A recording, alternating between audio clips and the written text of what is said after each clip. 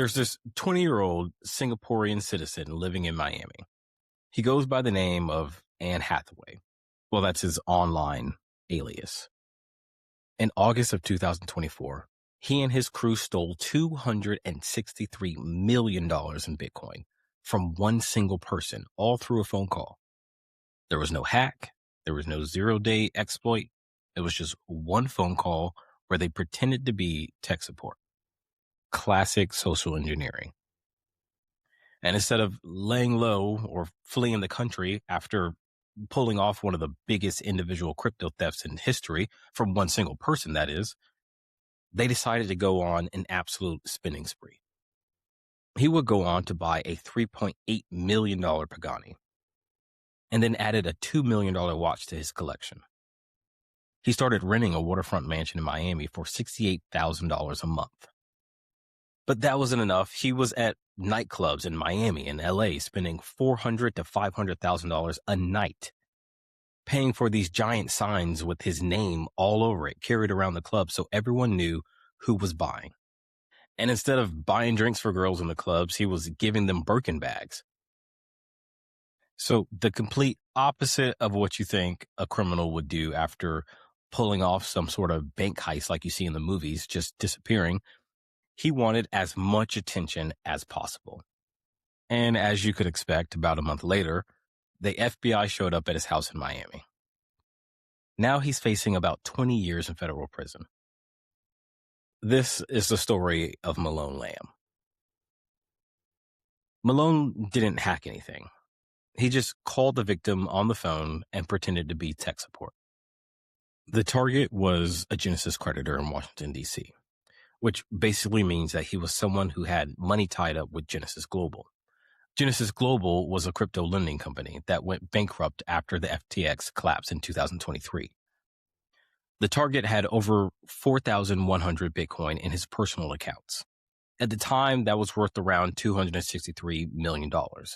But today, it would be worth over $368 million. Depending on when you're listening to this, that could be way up or way down. That's just how volatile Bitcoin is. But Lam and his crew started by sending fake security alerts to the victim's emails. The emails said something like suspicious login detected on your account. And then they would follow up with a phone call where they posed as Google support. They told him that his Gmail was compromised and that they needed to help him secure it. Malone and his boys got the victim to reset his two-factor authentication. And then they got him to install a remote desktop program called AnyDesk. If you ever had an IT person fix your computer without being physically there with you, they were probably using something like AnyDesk. When you install the program and give someone the access code, they can see your screen, they can move your mouse, they can type on your keyboard, open files, basically do anything that you could do sitting in front of your computer. Scammers love programs like this because once the victim installs it and shares the code, the scammer has full access. They can watch you type your passwords, open your crypto wallet, copy your seed phrases, transfer funds, and it all looks like you're doing it yourself because it's happening on your machine. So once Malone and his crew got access to the victim's computer, they were able to see the seed phrases to the victim's crypto wallets. And just like that, 4,100 Bitcoin was transferred out in a single session. There's actually a video of the crew reacting to it in real time. They recorded the whole session themselves. I don't know why they would do this, but on the video, you can hear someone screaming, "We got it, we got it, we got it," over and over and over. They were just so excited about it. It's insane. It blows my mind that they recorded themselves stealing $250 million. Now, any smart criminal would disappear after something like this. I mean, you just landed or stole generational wealth. So I would assume that you would lay low, maybe move somewhere without extradition, let things cool off a bit, and then in a few years, maybe come back with a different identity. At least that's what we see in the movies. But Malone and his team did the exact opposite. They wanted everyone to know that they were now rich. He moved into that waterfront mansion in Miami with 10 bedrooms and 10 bathrooms. He bought the Pagani, he bought a Lamborghini, multiple Ferraris, and Porsches. He told authorities that he bought 31 luxury cars. but 22 of them haven't been accounted for. Law enforcement can't find them. There's a receipt that showed that he spent $569,000 in a single evening. Like I said, he was giving away Hermes Birkin bags to random girls at the clubs. These bags are worth tens of thousands of dollars each. And he was just handing them out, trying to impress people, I guess. I mean, this guy offered one girl a pink Lamborghini and 3 Birkins. All of this spending, all of this attention was a roadmap for the FBI. Malone and his crew met each other through gaming platforms and Discord servers, and most of them were between the ages of 18 and 22 years old.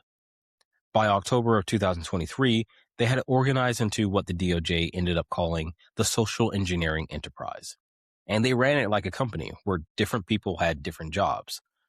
Some members were database hackers who would breach websites or buy stolen data to find people holding large amounts of crypto.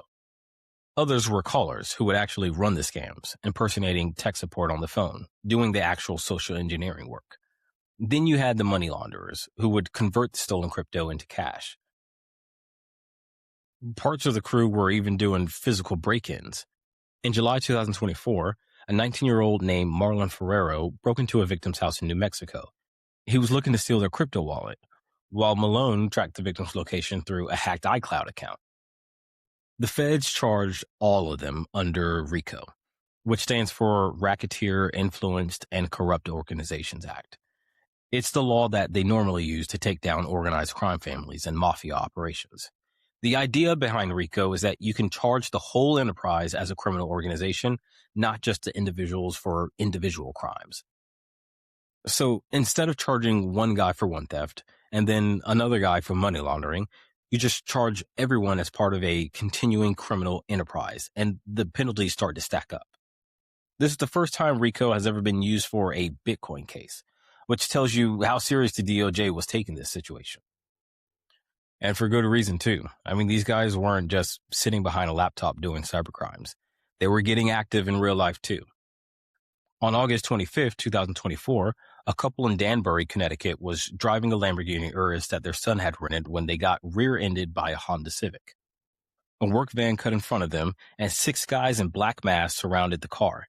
They dragged the couple out, beat the husband with a baseball bat, threw both of them in the back of the van, and then bound their arms and legs with duct tape. And they told them repeatedly that they were going to kill them. Witnesses called 911. The police chased the van and then it crashed. Everyone in the vehicle ran, but eventually they all got caught the same day. At the time, the couple had no idea why they were targeted. They kept asking the cops, why us? Well, it turns out that their son was suspected of being involved in that big $260 million heist. One of the guys who helped orchestrate the kidnapping was a man named James Schwab, and he had gotten into a fight with the couple's son at a Miami nightclub a month earlier. The theory is that they grabbed the parents to extort money from the son. The son ended up pleading guilty just this past summer to fraud and money laundering charges connected to the crypto theft. A detective in Danbury who worked the case said that he'd never seen anything like it in 20 years of police work. A couple months after that situation, the FBI showed up at Malone's mansion in Miami. They seized all the cars in the driveway and they took him into custody. His main co-defendant, someone who went by the name Versace God online, his actual name is Serrano, well, he got arrested the same day at LAX. He had just came back from vacation in the Maldives with his girlfriend, and he was wearing a $500,000 watch when they put the cuffs on him. Altogether, 13 people have been charged in this RICO case, and 9 of them have already pleaded guilty so far. Malone himself has pleaded not guilty, and his lawyers are still negotiating with prosecutors. If he goes to trial and gets convicted, he's looking at a minimum of 20 years in federal prison. Malone wanted to be famous. He wanted everyone to see how rich he was.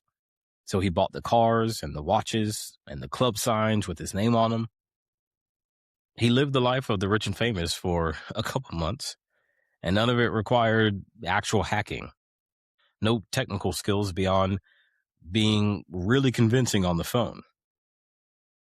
Social engineering continues to be the number one threat facing individuals and enterprises. All the safeguards and security defenses in the world mean absolutely nothing when you can just get someone to hand you the keys. And that's all I got for today, guys. If you like this episode, subscribe wherever you're listening. Leave a rating or drop a review. If you're watching on YouTube, hit the like and subscribe button. Share this with someone who needs to hear it. And thanks for listening. See you on the next one, and don't get got.